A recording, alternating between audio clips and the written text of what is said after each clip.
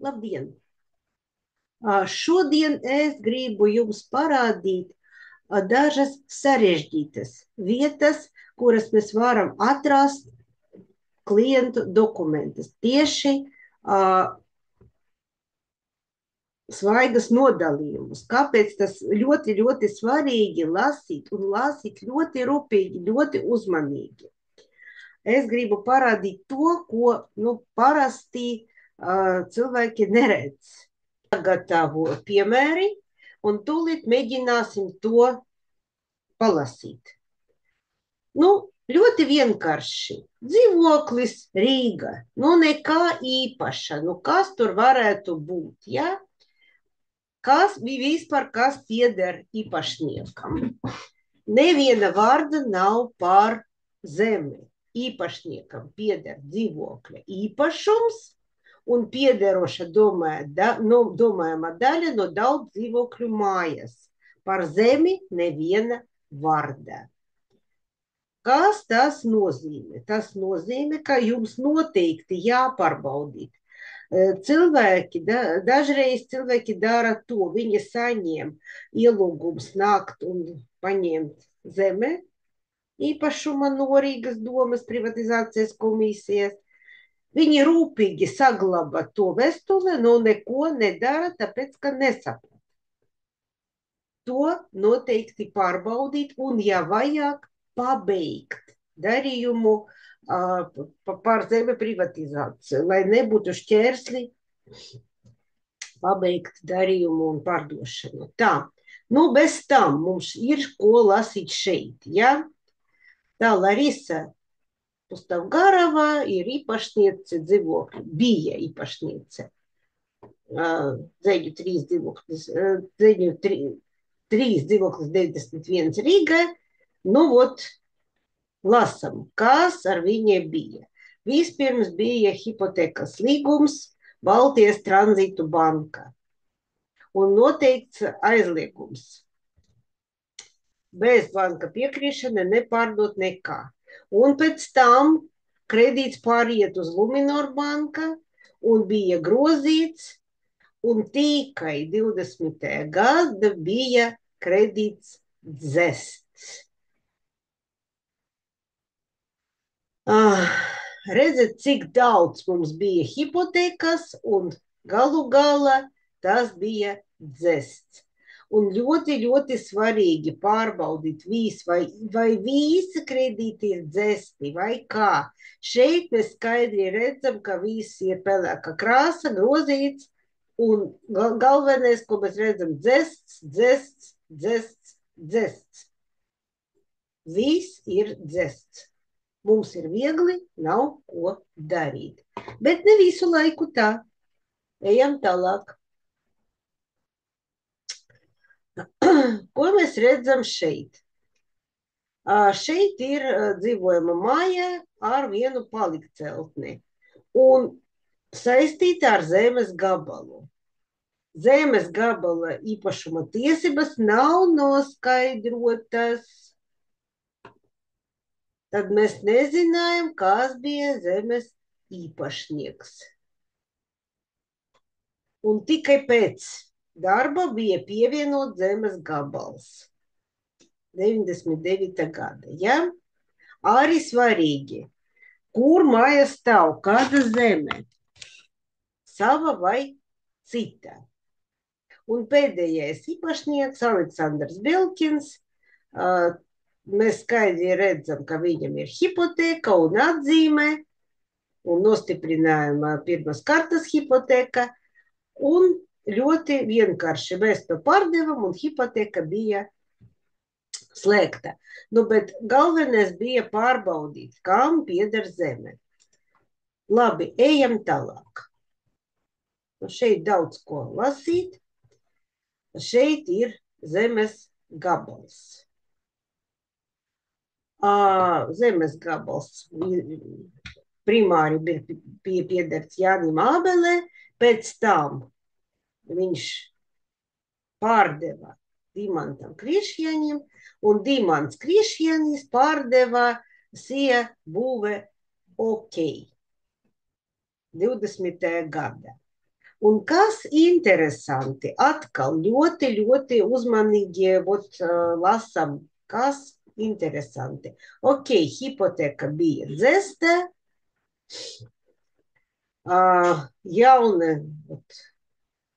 jā, lēmums bija dzests, bet mēs pēkšņi redzam atzīmē.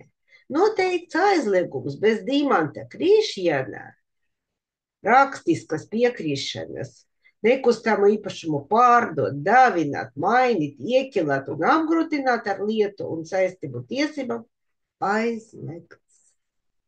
Aizliegts. Viss. Viņš pārdeva, mēs skaidri redzam, ka 20. gada bija pirkuma līgums, bet viņš atstāja sev tiesības kontrolēt viss, kas būs tālāk. Un ko vēl mēs varam skaidri redzēt?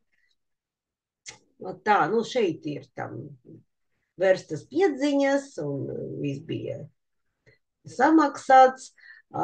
Ir ceļa servitūts. Tas arī svarīgi zināt, kādi servitūti ir. Un mēs redzam, ka pēc pirkuma līguma Dmitrijs Krišjānis arī ir kreditors. Tas noteikti jāņemt vērā, ka kreditors ir, tas nozīmē, ka bez viņa mēs nevaram neko pārdot, un viņam jāatmaksā naudas summu. Tas ir svarīgi. Ko ejam tālāk? Kas ir šeit? Šeit ir dzīvoklis ar lielu platību, un ko mēs redzam, ka viņš pieder pa vienai pusei, ja, divi īpašnieki, arī svarīgi. Viens pārdot, principā bez otrā, teiksim tā, grūti būtu. Un arī ir hipotekas. Nekā cita nav, bet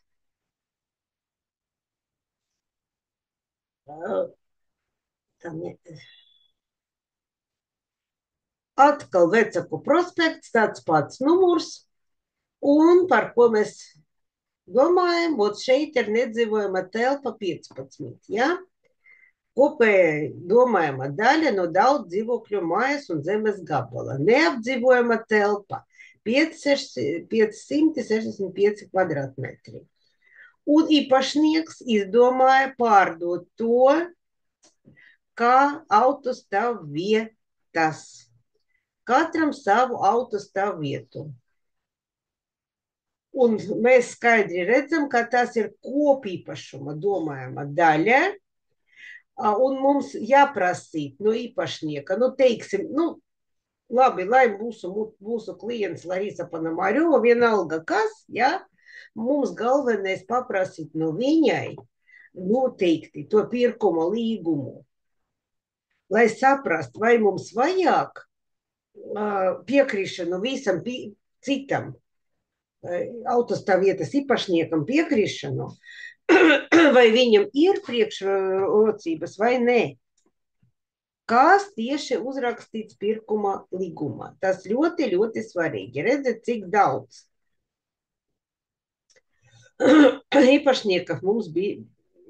īpašnieku mums ir uz to autostāvvietu. Ja, tas ir svarīgi. Un to arī jālasīt. Noteikti jālasīt. Cik es sapratu, šeit bija kādas īpašas noteikumus, tāpēc, ka viņam ir tiesības ierobežoti. Nezinu, kāpēc, arī jālasīt to pirkuma līgumu. Kas tur bija 5. punkta? Ja jūs ejat uz šo darījumu ar šo objektu, jums to jāzina. Ja? Atkal ir svarīgi. Kas šeit? Jā, šeit ļoti interesanta lieta. Šeit ir dzīvoklis, kopīpašuma domājama daļa no būves, un no zemes. Bet, redzat, Zasu lauka 16 10 un Zasu lauka 16 zeme. Un zemes gabals kam pieder? Viņš bija, piederība bija Rīgas dome, un pēc tam viņi atzīmēja atvert katram dzīvokļam atsevišķu nodalījumu. Un īpašnieks Rīgas pilsētas pašvaldība. Mums bija strīdi ar Rīgas pilsētas pašvaldības, nu, bet mēs vinējam. Tāpēc, ka ja, nu, viņi piekrita dot mums piekrišanu.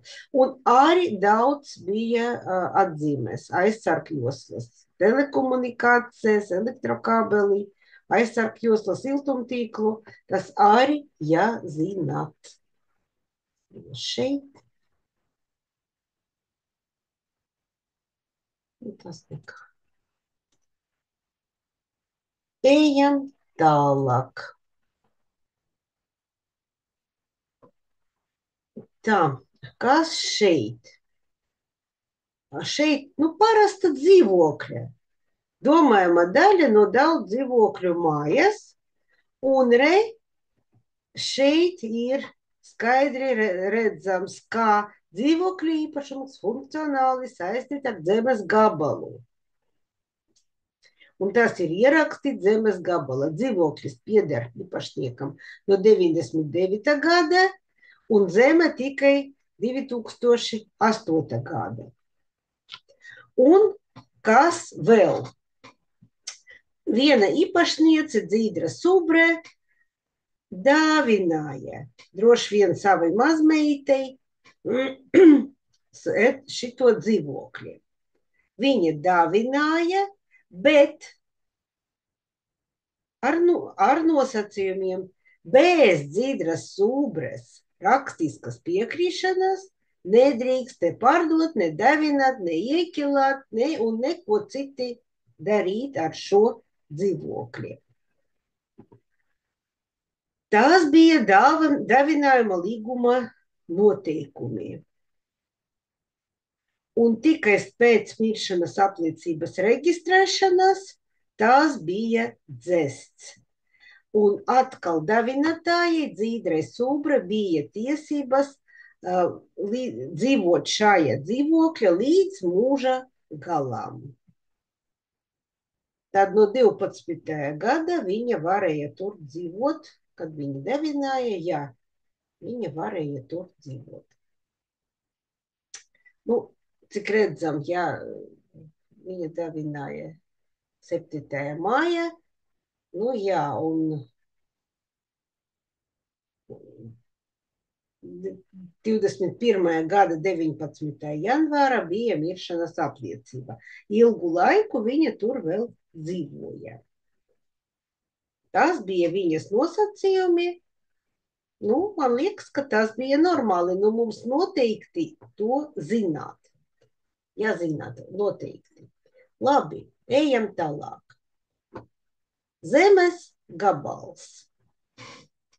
Zemes gabals, tāda platība, pievienots vēl viens gabals un kopā sastāv tāda platība. Ja? Viss kārtībā. Zemes gabals, kas varētu būt vieglāk? Bet arī mēs redzam, kā bija kredīta, un ļoti, ļoti daudz atzīmes. Aizsargjosla upes, aizsargjosla tīklu, kabeļu, sarkana līnija, aplustoša teritorija. Aplustoša teritorija, tas ir atsevišķa problēma, ja? Tas noteikti jāzināt, lai necelt māju tur, kur būs aplidojumi. Tā, Un par hipotēku, nu, jūs noteikti zinājat. Ejam tālāk. Kas ir šeit? Šeit ir kā višanka no Turcija. Šeit ir ļoti interesanta vieta. Ļoti interesanta lieta bija parastais dzīvoklis. Parastais dzīvoklis bez nekā, bet ar lielam problēmām. Tā, īpašnieks Pjotrs Čašņikovs. Vecs cilvēks, nu, redzēt, ja, viņam bija gandrīz 80 gadi, kad viņš šo dzīvokļu izpircēja, un kāda gada? 13. gada, ļoti veca stāvokļa, viņš noslēdza uztura līgumu ar Aleksandram Južnim. Kas nozīmē uztura līgums? Es tev došu dzīvokļu, tu mani uzturi līdz mūža beigām. Bet Aleksandrs Južnīs nomira. Un viņa sieva Elīte Južnē pēc mantojuma apliecības saņēma šo īpašumu un izdomāja to pārdot.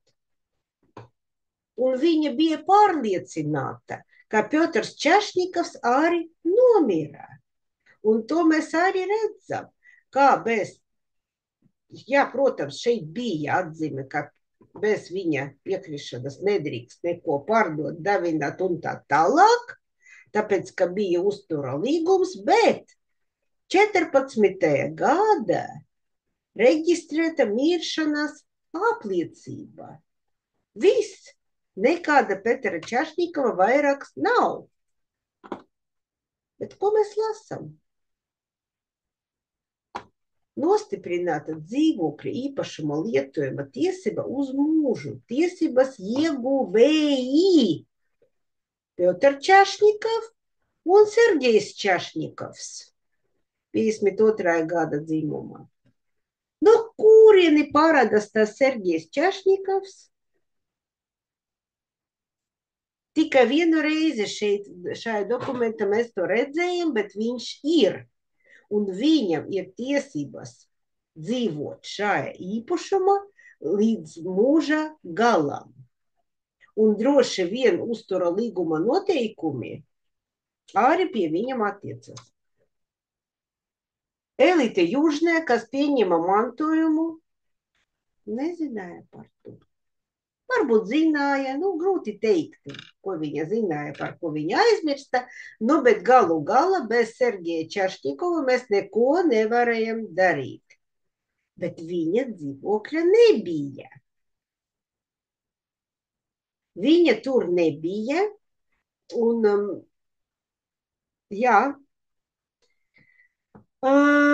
mums bija vajadzīgs laiks un padomāt, lai sameklēt. Viņš atrodas pansionātā, slimības dēļ, bet galvenais ārsts mums deva izziņu, ka viņš ir darba spējīgs un atļauja viņam piebraukt pie notāra un parakstīt atteikuma dokumenti, par ko kundze Južnē samaksāja viņam naudiņu. Un tas tikai bija, tas vairāk nekā 2 mēneši mēs meklējam šajā Sergeja Čašņikova. Bija interesanti, bet nav viegli. Un pēdējais, par ko es šodien gribu jums pateikt, domāju, ka tas ir pēdējais, jā. Nē, būs vēl. Jā. Atkal mums ir dzīvokļa īpašums, kopīpašuma domājama daļa no daudz dzīvokļu mājas un zemes gabalā. Nekā īpaša. Saņēmēja dēls pēc mantojuma šo dzīvokļi, bet cik daudz tur bija apgrūtinājumu. Aizkraukles banka hipoteka bija dzesta, pēc tam bija Hansa banka, arī bija dzesta, pēc tam mums bija vērsta piedziņa no Rīgas namu pārvaldnieka, arī bija dzesta.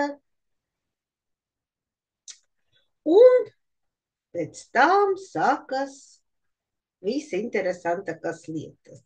Ja jums ir papīrs par rokai, labāk rakstīt, ja? Tāpēc, kā mums bija atversta piedziņa vairāk nekā 1119, gandrīz 20 eiro, no Rīgas namu pārvaldnieka, un tiesu izpildītājs mums bija Rolands Vainbergs. Tālāk mums bija piedziņa atkal no Rīgas nama pārvaldnieka 675 eiro, un Diana Krūmiņa to vedat šo darījumu. Atverta piedziņa 6045 eiro, Nordic Finance, un piedziņa 1267 eiro, un legal balans, un Evita Eistere, vēl viena tiesu izpildītāja, ja, un atkal pie Daces Krūmiņas 1691 eiro legal balans. Ļoti daudz parādu un 4 tiesu izpildītājas. 4. Un kāds būs tik drosmīgs, lai sameklētu uz priekšu tik lielu naudas summu, lai dzēst visas tās atzīmes pirms pirkuma. Bez tā mēs nevaram slēgt pirkuma līgumu. Vairāk nekā 3 nedēļas mēs sarunājamies ar visam tiesu izpildītājiem, kad galu galā mēs pieņēmam lēmumu, kā mēs varam to risināt. Un mūsu pircēja bija ļoti drosmīga, paldies viņai.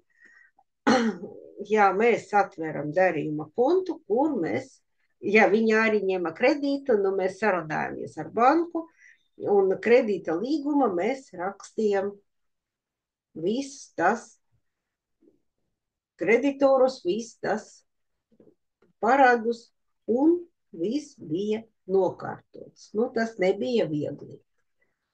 Un pēdējais, man liekas, ka pēdējais. Jā. Ļoti īsa zemes grāmata. Nekādas trukumas, nekā, par ko iet runā, ja? Tikai par to, kā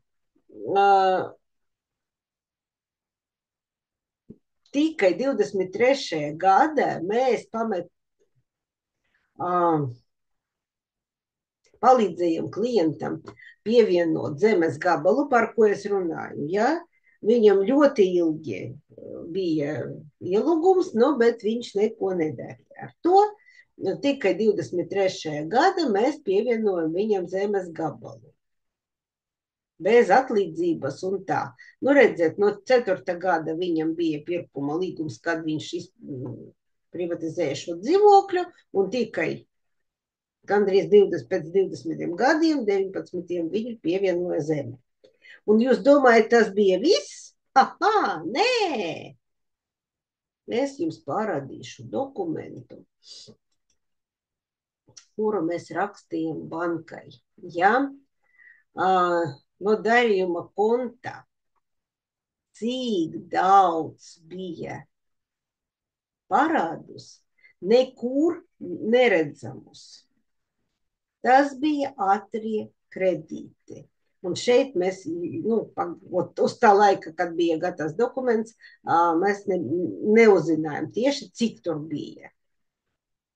Nu, gandrīz 27,000 eiro bija parādi, kuri nekad nebija atspoguļoti zemes grāmatā.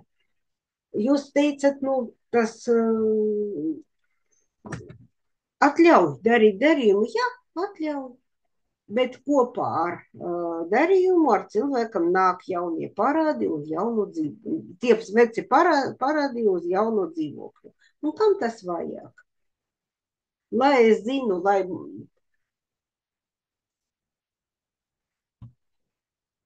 mana, būt, kad vesele būtu mierīga, jā, lai nedomāt, ka es izdarīju cilvēkam kaut ko nepilnīgi, jā, man tas nepatīk. Mēs to visu nokārtojam. Tāpēc es ļoti, ļoti lūdzu jūs uzmanīgi lasīt katru dokumentu. Domāju, ka jums tas būs pa labu. Visu labu!